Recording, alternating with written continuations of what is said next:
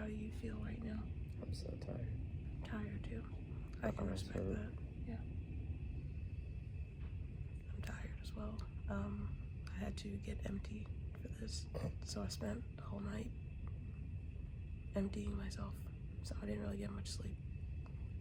So we're just waiting now. Alright, bye. It's close to 7 right now. I don't know what time I got home. It went well. I don't know specifics. My throat was scratchy and my arms hurt, my legs hurt, my abdomen hurts. I'm going back to sleep. It's close to 5 in the morning on Saturday. I'm not going to stay very long because my throat still hurts. I've been sleeping like on and off since I got home. I am in pain. They sent me home with a bunch of stuff. So I don't even know what all it is. I know that Todd gave me Tylenol at some point yesterday, but I haven't had anything since. And I've just had the heating pad, but not my portable one. But the one that you plug into the wall. But I'm going back to sleep. But I really wanted to come and tell this story before I forget. Like, I've always been a hard stick when it comes to like starting an IV or getting blood drawn. Like, they always have issues. But this time was just unreal. They ended up sticking me like 8 or 9 times trying to get blood and start my IV. They started here, and I told her I was a hard stick, and so she got an ultrasound machine to like find the vein. She found the vein, lost it, hit an artery, and then blood started going everywhere. And then she went here. I don't know where my little tapey thing is, I don't know. But she went here, but it blew out. So then she was like, okay, I got to find somebody else. So they call in somebody from anesthesia. She got an IV started here, and then she left. But then we still needed blood. So someone else came in. She went back to here, so they had to rip the tape off. Couldn't get it. It called somebody else in, and then that person was like, okay, where haven't they stuck you? I was like, here. I think she got it here. At one point, they were contemplating starting my IV in my foot. It was a mess. Okay, so if you have no interest in seeing what's going on here, you can just go ahead and skip ahead. But I figured I would want to know what it looks like if I was someone going through this or about to go through this.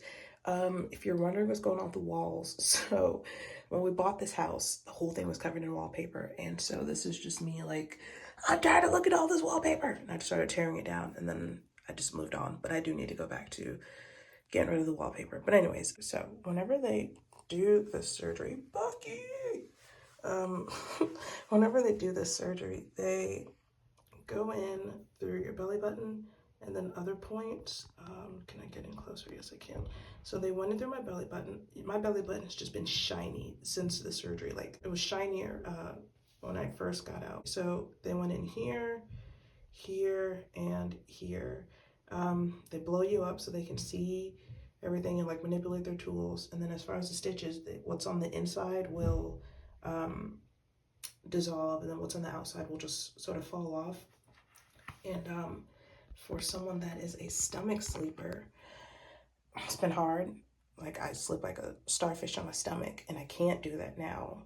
I can lay on my stomach for a very short period of time, so I just don't.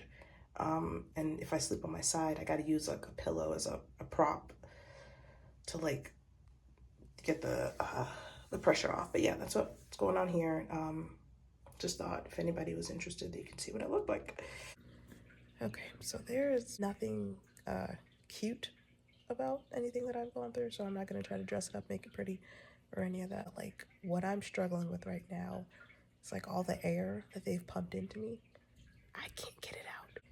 So now I'm just here playing on the floor, like, get out of me. Ow. It hurts to laugh too. Merry Christmas, everyone. I am not home right now. I am in Florida with my family.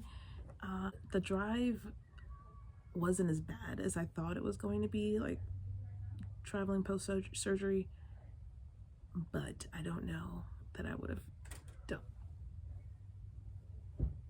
I don't know that I would have done it. So going into the surgery, I was like, okay, yeah, it's like a 2-hour surgery. They're gonna go in and do some stuff. It won't be that bad. But like we get into the room and the nurse is like, yeah, we just want to make sure everything's okay because you're having this extensive surgery. I was like, extensive surgery? What does that mean? And then at one point she was like, do you know if you're going home today? And I'm like, what do you mean? Nobody said I have to stay here. Like, of course I'm going home.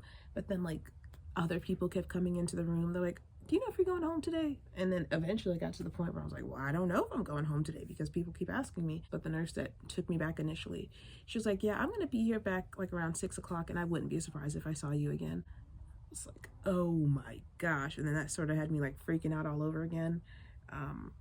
But my doctor came in, she went over everything, just like kind of like reassured me of like everything that was going to happen.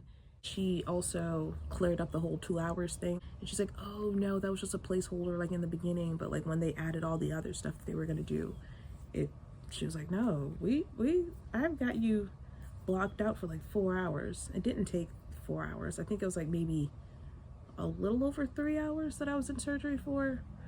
I don't remember what time I got home. Last thing I remember is my husband praying, the guy saying, I'm gonna give you something to relax. And then I was home on the couch. And you already know everything that happened with them trying to start an IV and get blood.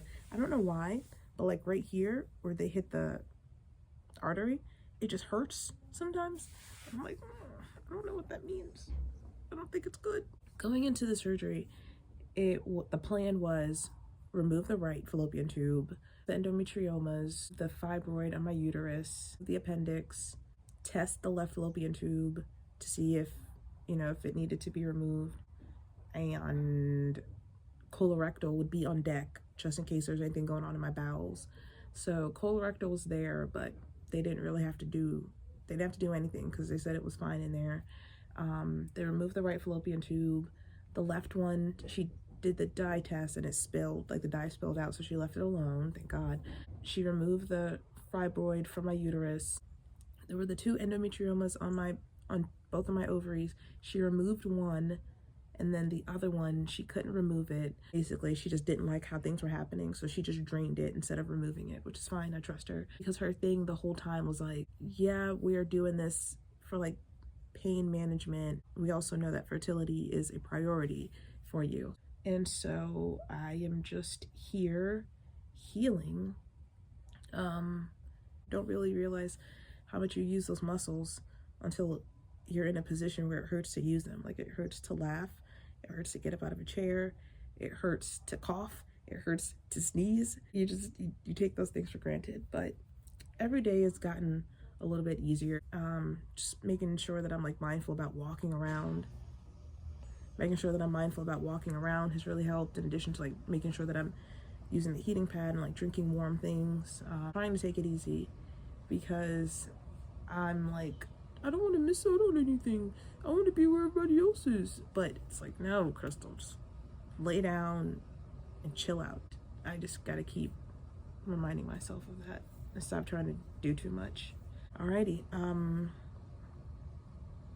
bye for now. Merry Christmas.